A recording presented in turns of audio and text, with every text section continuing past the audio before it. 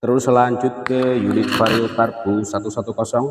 Variokarbu 110 yang memiliki masalah pada jalur radiator. Ya, memiliki masalah pada jalur sirkulasi radiator. Nah, ini untuk tahap analis, karena belum lama konsumen melakukan penggantian pada bagian as kipas water pump, namun untuk keawetan kondisi beberapa bulan kemudian terjadi trouble lagi. Mohon maaf, kemungkinan besar pada saat melakukan penggantian tidak dilakukan sebuah analis atau pengecekan secara detail. Nah, ini untuk tutup water pump atau daripada sel mekanikal, ini saya akan jelaskan Mas di sini. Poin penting atau poin inti ketika jenengan ganti sel mekanikal atau penggantian pada bagian as kipas water pump, hal-hal yang wajib jenengan pahami atau jenengan ketahui, jenengan teliti. Nah, bagian sini Mas yang wajib jenengan cek di bagian rumah as kipas water pump, kemudian rumah sel mekanikal beserta rumah seal oil atau oil seal itu sendiri. Kemudian kalau variokarbu 110 atau variokarbu 110 ketika bagian radiator mengalami masalah atau kendala, yang wajib dicek pertama itu di bagian jalur output. Ada dua buah jalur output sebenarnya. Yang pertama itu menghadap ke bawah, dan yang kedua itu bersinggungan langsung dengan magnet atau di sebelah sini Mas. Ini tutup kalau tak pasang seperti ini. Nah, seperti ini. Di bagian depan sini Mas, di bagian depan ya, bentar. Ini depan juga lubang ini ya, sebelah ini terkoneksi dengan lubang pembuangan bagian bawah. Nah, poin intinya akan saya sampaikan, ketika lubang bawah ini mengalami penyumbatan atau penumpukan kotoran, residu atau lain sebagainya yang intinya menyebabkan lubang bawah ini mengalami mampet atau sumbatan, sehingga ketika air saat mencuci atau terkena hujan, saat dikendarai atau lain sebagainya, ketika ada residu air atau kotoran masuk dari sini, ketika di bawah ini Mas mengalami mampet, otomatis residu atau kotoran itu akan menumpuk di sini.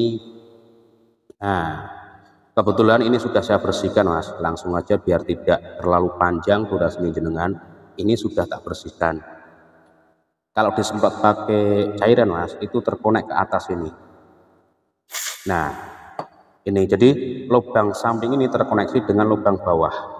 Nah, makanya kebanyakan dilakukan penggantian as kipas water pump, kemudian dilakukan penggantian sel mekanikal tanpa pengecekan di bagian lubang pembuangan. Ya, mohon maaf, selang beberapa minggu atau beberapa bulan Mas trouble lagi. Kok bisa Mas? Bisa karena kotoran di sini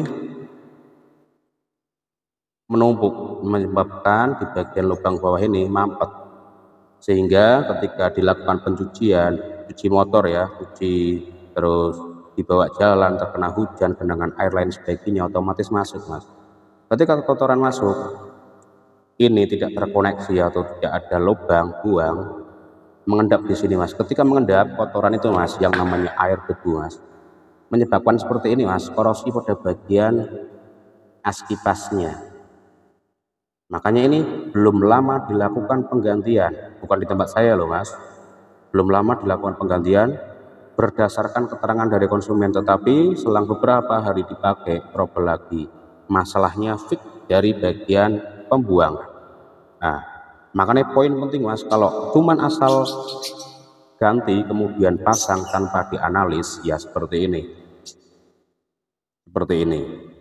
Nama saya sampai bilang seperti ini berdasarkan pengalaman Mas, ketika kerja tanpa dianalis, hasilnya itu tidak akan maksimal. Intinya setiap komponen terjadi masalah atau kerusakan pasti ada penyebabnya. Ketika mekanik bilang tidak ada penyebabnya, tidak mungkin Mas. Ketika ada kerusakan otomatis ada penyebabnya. Nah, masalah penyebab ini Mas tergantung dari sang analis itu sendiri, tergantung dari pencermatan mengamati bagian-bagian apa yang mengalami kerusakan atau komponen apa yang mengalami kerusakan. Simple seperti itu mas sebenarnya. Kalau cuma asal ganti kipas kemudian ganti sel mekanikal cukup mudah mas, 1-2 jam selesai. Tapi yang bikin lama itu mas, tahap analis, tahap pengecekan atau mencari titik masalah. Makanya jangan sampai bilang ketika ada kerusakan ini dan itu, ketika ditanya oleh konsumen, mas masalahnya apa? Tidak ada masalah kok pak atau mbak. Tidak mungkin, ketika ada kerusakan pasti ada suatu masalah, titik, seperti itu. Oke ya, ganti sel mekanikal kemudian ganti as kipas water pump. Ini sudah tak bersihkan. Kemudian kalau Vario 150 125 juga beda mas, jalurnya beda. Kalau Vario Karbu 110 mas, ada jalur bypassnya. Jalur bypass itu ya jalur pembuangan ketika di dalam sini mengalami penumpukan debit air radiator dengan tekanan yang cukup tinggi, itu otomatis dibuang mas, dibuang atau menyusup ya melalui lubang baut sini mas. Nah makanya kalau Vario Karbu untuk pemasangan baut jangan sampai salah atau kebalik mas. Jangan sampai salah atau kebalik. Di bagian bawah sini mas ada satu ring yang warnanya kuning, ring tembaga kuning. Kalau sini bebas.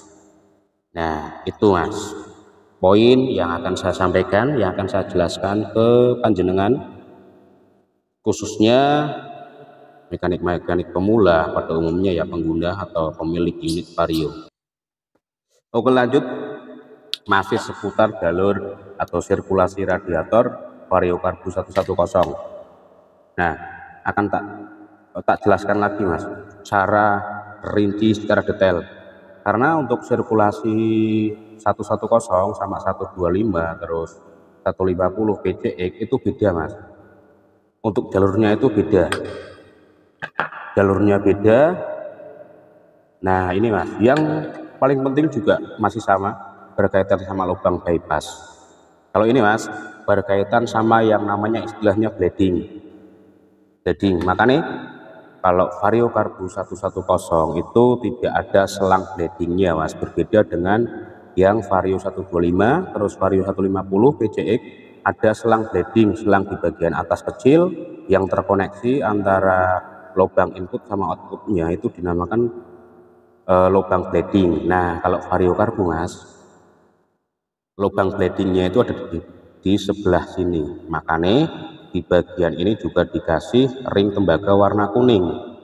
Bleeding itu untuk membuang tekanan yang berlebih ketika debit air atau debit cairan cairan radiator mengalami tekanan tinggi, masuk angin mas istilahnya. Ketika masuk angin, di bleeding anginnya dibuang dari sini mas. Nah lubang ini terkoneksi. Nah ini mas, ini